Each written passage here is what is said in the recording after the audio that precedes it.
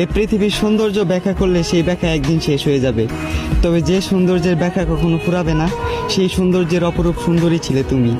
তুমি ছিলে ফুল, তুমি ছিলে চাঁদ, তুমি ছিলে মায়াবতী, রূপবতী, গুণবতী। তোমার ছিল সৌন্দর্যের বাহার।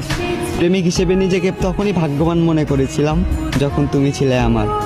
তুমি অকারণে আমাকে ছেড়ে গেলে, বিনা কারণে বিচ্ছেদ দিলে।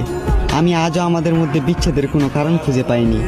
তোমার প্রয়োজন ছিল দেখানো ভালোবাসা, আর ওই দেখানো ভালো আমি তোমাকে বাঁচতে পারিনি। আমি হয়তো বাবার মানিব্যাগ থেকে 100 টাকা চুরি করে তোমার সাথে দেখা করতে পারিনি, তোমাকে খাওয়াতে পারিনি, তবে আমি তোমার বাবার মতো প্রেমিক রূপে আমৃত্যু তোমার সঙ্গ দিতে চেয়েছি।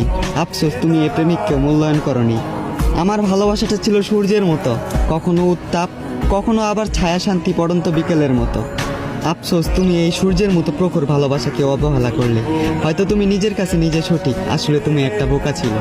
বোকা তুমি নিজে একটা চাঁদ হয়ে আরেকটা চাঁদের দিকে হাত বাড়ালে। মনে রেখো, সূর্যের কাছে চাঁদের সৌন্দর্য কিছু নয়, সূর্যের আলোতেই চাঁদ কিন্তু আলোকিত।